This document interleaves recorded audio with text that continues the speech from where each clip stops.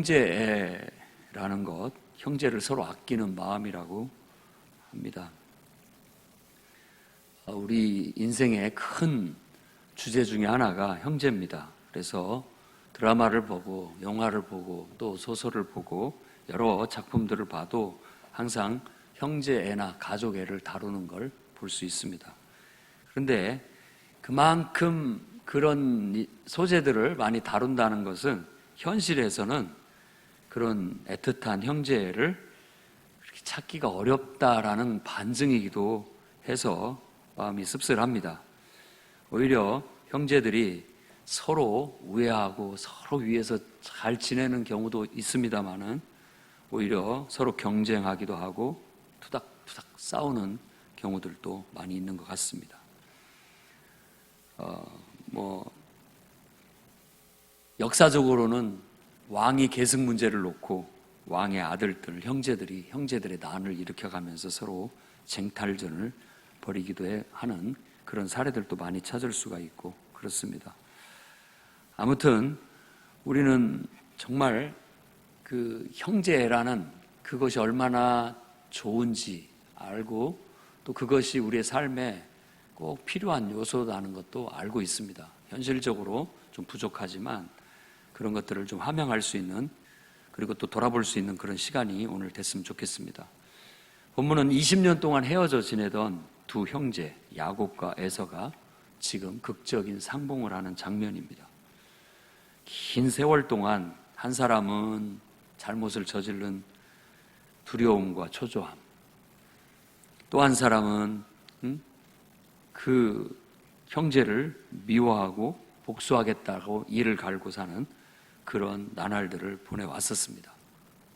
그런데 이제 상봉을 하는, 아주 염려를 많이 했습니다마는 그 모든 두려움이나 초조함, 그리고 또 미움이나 복수심, 이런 것들이 다 눈 녹듯이 사라지고 서로 얼싸안고 화해와 또 사랑의 눈물을 흘리는 따뜻한 그런 상봉의 장면을 우리가 목격하게 됩니다.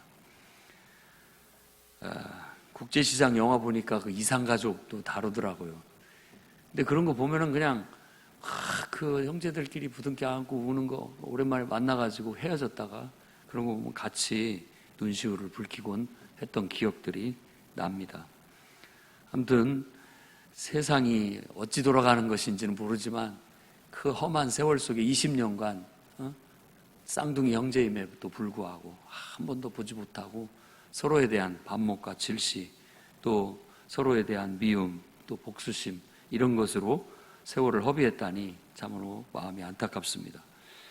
하나님은 인간의 미움과 갈등을 따뜻한 애정과 화해로 바꾸시는 은혜의 하나님입니다. 오늘 그 하나님의 역사로 두 형제 야곱과 에서가 화해하는 이 모습을 보고 저는 평화의 삶을 살아가는 지혜라는 주제로 하나님의 말씀을 다음과 같이 전하고자 합니다. 첫째는 잘못이나 실수를 말이 아니라 행동으로 꼭 표현하십시오. 우리가 정말 형제를 가지고 살기를 원한다면 오늘 야곱처럼 행동을 해야 되겠습니다. 야곱이 눈을 들어 봤더니 에서가 자기 쌍둥이 형이 400명의 장정들을 이끌고 그냥 꼭 그런 건 아니겠지만 말을 탁탁탁탁 타고 오면서 위세등등하게 위협적으로 다가옵니다. 옛날 야곱 같았으면 제일 뒤에 빠져가지고 제일 뒤에 있고 앞에다가 가족들 다 앞세우고 그렇게 아마 무서워했을 겁니다. 그런데 분이엘, 그 야복 강가에서 그는 이스라엘로 거듭난 새 사람입니다. 20년 전의 야곱이 아니에요. 가족들을 뒤에 세우고 이번에는 그가 그 앞에 섰다고 성경은 말합니다. 앞에 서서 그가 에서를 보고 나아가서 몸을 7번이나 굽히면서 그 형 앞에 나아갔다라고 그렇게 말합니다. 이렇게 7번이나 절을 하면서 어떤 사람 앞에 나아간다라는 것은 신하가 왕에게 하는 그런 예우예요. 한 걸음 걸어가서 또 절하고, 또 한 걸음 걸어가서 절하고, 또 한 걸음 걸어서 7번을 절하면서 최고의 경의를 표하면서 그에게 나아가는 거죠. 일단 만나서 어떤 이해관계를 따지고 옳고 그름을 따지고 서로 그런 대화가 오가기 전에 야곱은 자기가 형 에서를 속여서 빼앗았던 장자의 축복, 그것을 돌려주고 있는 것이라고 볼 수 있습니다. 자기가 장자가 아니에요. 형이 장자예요. 그러니까 내가 그걸 뺏어왔지만 이제 거듭난 이스라엘로서 새 사람이 된 야곱은 그 형한테 그걸 돌려준다라는 표현으로서 바로 군신 예우를 대하는 겁니다. 당신이 왕입니다. 나는 당신의 신하일 뿐입니다. 라고 말하는 거죠. 또 에서에게 말할 때마다 꼭 붙이는 말이 당신의 종, 주의 종이라고, 자기를 형 앞에서 종이라고 자기를 낮추는 표현을 합니다. 이것도 마찬가지죠. 그러니까 이삭을 통해서 장자의 축복을 받았을 때 모든 민족이 너에게 절할 것이다 라는 얘기를 했는데, 그것을 이제 다시 그는 인간적인 방법으로 그런 건 얻어지는 게 아니다 라는 걸 뉘우치고 다시 그 장자권을 형한테 돌려주는 거라 할 수 있겠습니다. 그 일환으로 야곱은 쌍둥이 형 에서에게 또 가축대를 예물로 주는 거예요. 그러니까 장자로서 유산을 물려받고 축복을 받는, 물질적인 축복을 받는 것도 이것은 형에게 돌아가야 할 것입니다 라고 하면서 돌려주고 있는 겁니다.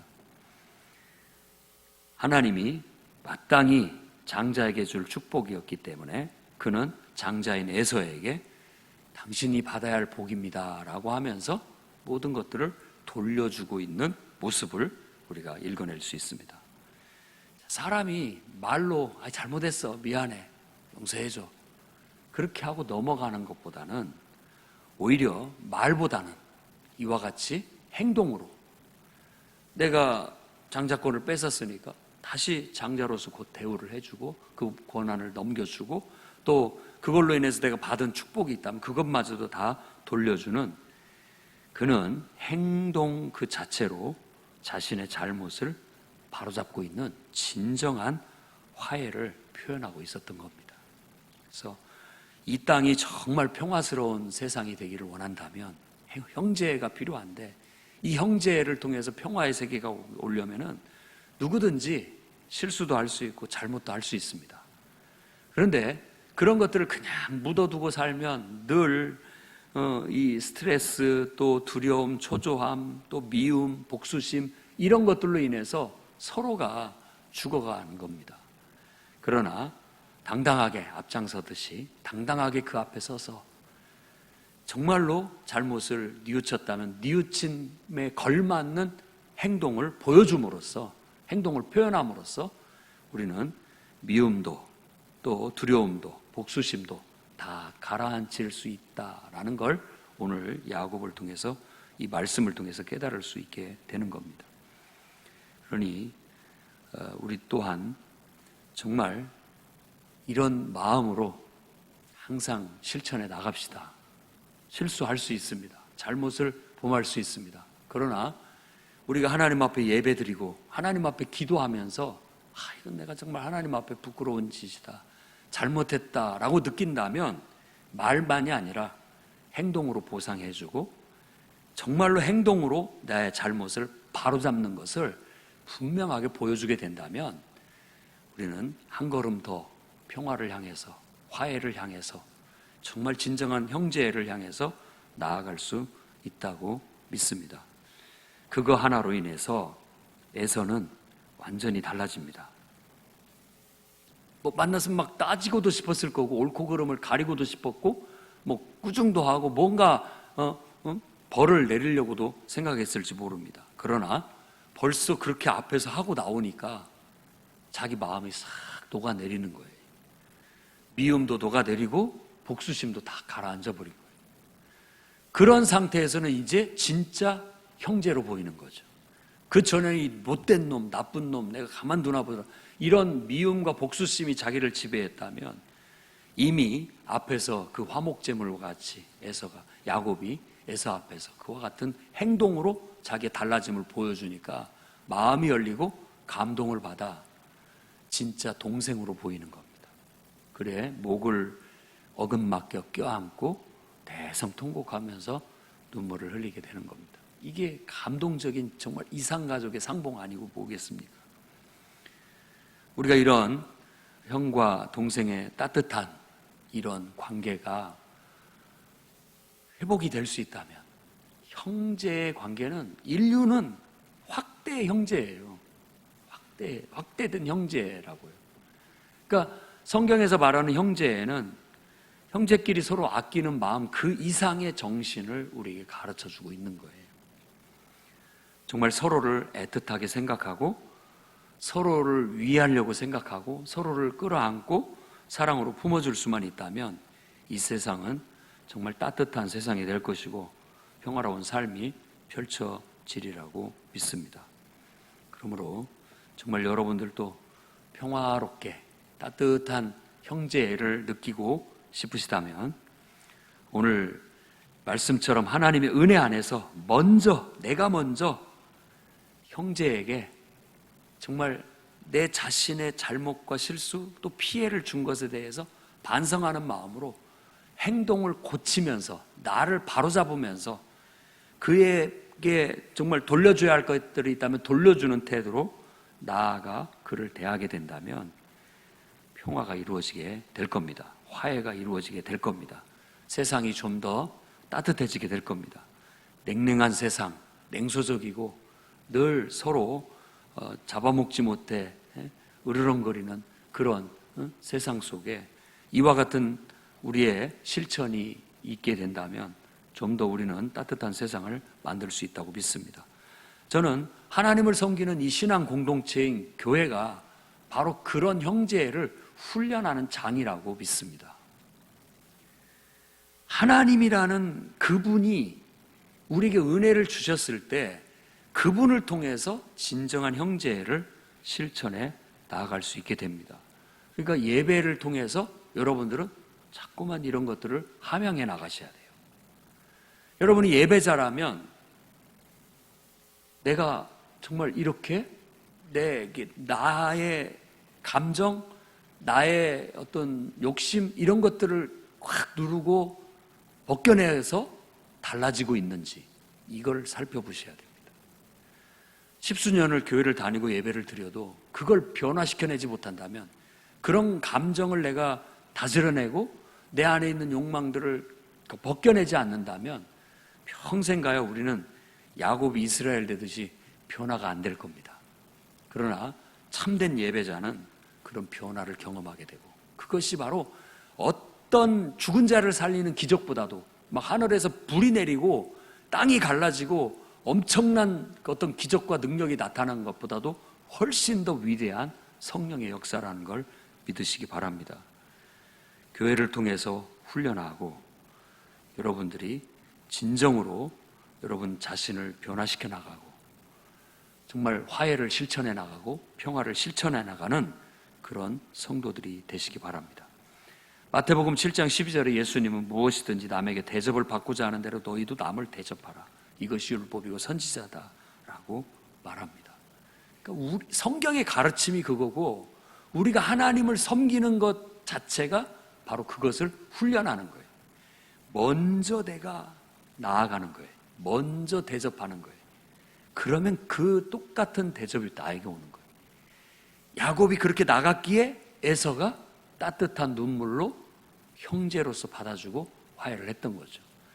야곱이 자기의 잘못을 뉘우쳤고 진정으로 형에게 모든 것을 다시 되돌려 주려는 그런 실천이 있었기에 이 모든 것들은 가능하게 되었다는 걸 깨달아야 되겠습니다. 그러니 여러분들도 정말 잘못이나 실수를 했거든 말로만 하지 말고 행동으로 꼭 표현하여 화해의 제스처를, 평화의 제스처를 실천하시기를 바랍니다.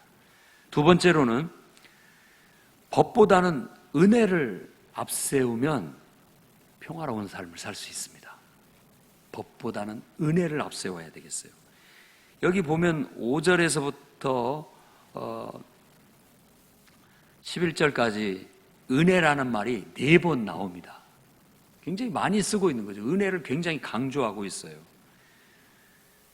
에서가 이렇게 보니까 너와 함께한 이 사람들은 누구냐? 비로소 이제 눈이 열리고 그 처자식들이 보이는 거죠. 야곱의 네, 제 아내들과 자식들입니다 라고 하나님께서 이 자식들을 은혜로 주셨다라고, 하나님이 은혜로 주신 자녀들입니다. 그러면서 아내들과 자식들을 다 차례로 나와서 인사를 시켜요. 이렇게 인사를 시키는 거죠. 삼촌이 되었든 또 시아주머니가 됐든 서로 인사하면서 아주 화기애애한 모습들을 보여주게 됩니다. 또 이제 마음이 푸근해져 가지고 이런 가족들을 이렇게 보니까 마음 좋아져 가지고, 네가 아까 보니까 내가 가축대를 이렇게 앞에서 봤는데 그건 뭐냐 도대체? 라고 하자, 내 주께, 그러니까 형을 주님이라고 불러요. 당신께, 우리 형님께 제가 은혜를 입고자 이렇게 예물을 선물로 준비해서 드린 겁니다 라고 또 은혜를 강조합니다. 예서는 손사래를 치면서 내 동생아, 이렇게 얘기해요. 내 동생아, 얼마나 친근한 표현입니까? 내게 있는 것이 족하니 내 소유는 내게 둬라. 줄 것 없다. 나도 충분히 있다. 먹고 살만하다 라고 얘기하죠. 이런 모습들이 얼마나 은혜로운 형제간의 우애의 모습입니까? 인류가 이와 같은 마음으로 서로를 대할 수 있다면 세상에는 정말 평화가 실현될 겁니다.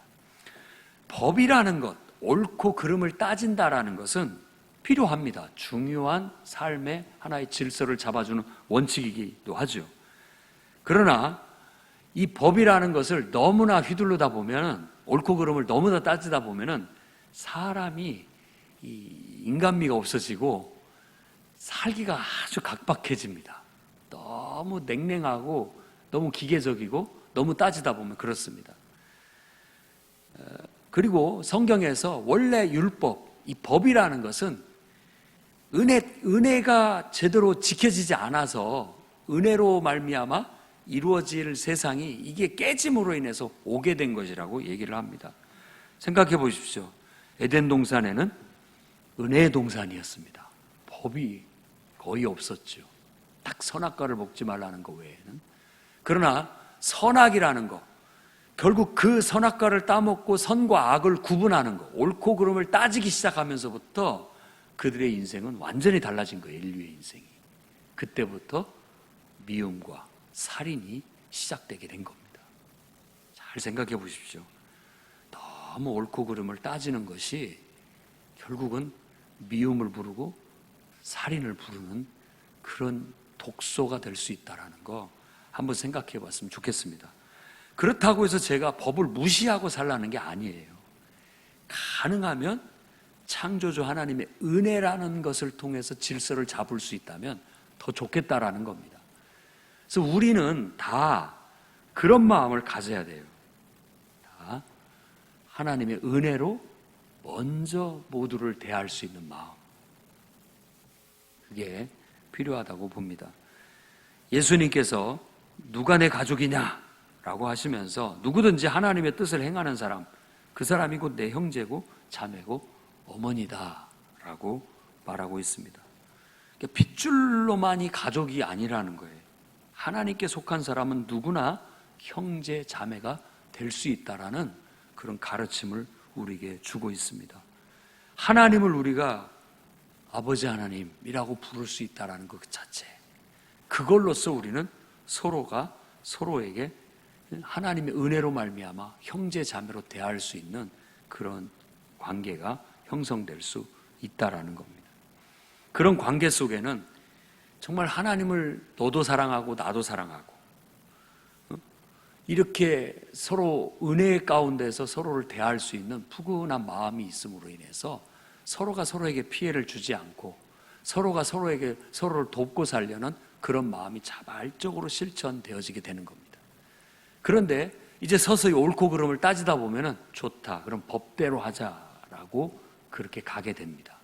근데 이 법대로 하자라는 말은 어떤 서로를 위해주고 도와주는 그런 마음이 깨졌을 때 들이대는 그런 잣대 같은 것 같은 느낌이 듭니다.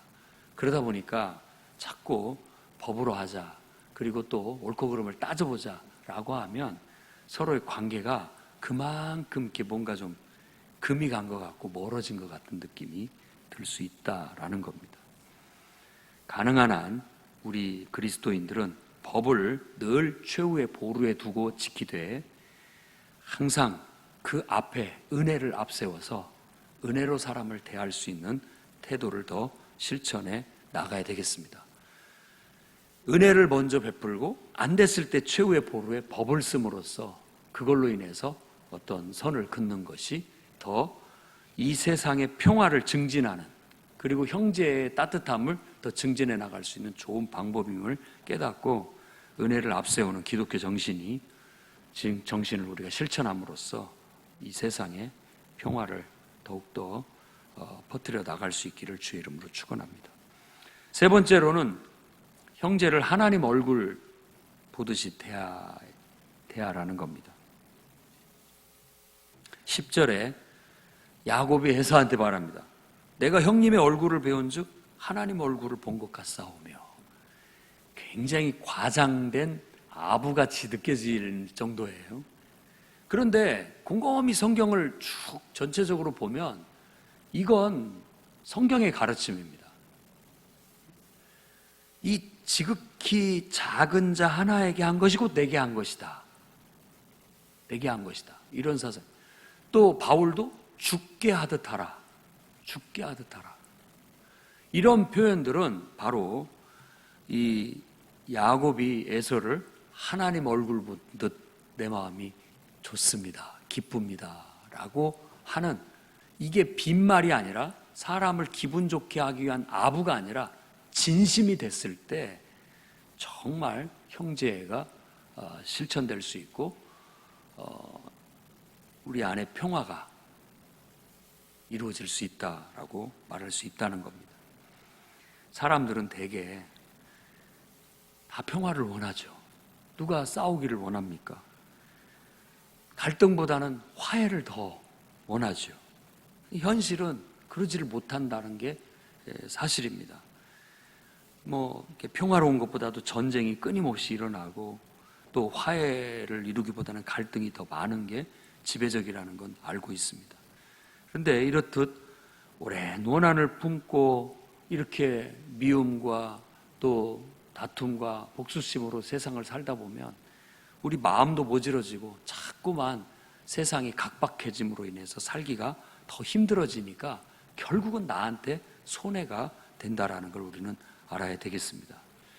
그 모든 것들을 정말 하나님 대하듯이 한다라는 그런 마음으로 다 녹여내고 하나님을 본다는 게 얼마나 기쁜지 그런 뜻이거든요. 너무 좋아가지고 버선발로 막 쫓아나가서 반갑게 맞아주고 기쁘게 맞아주는 거 말하는 겁니다.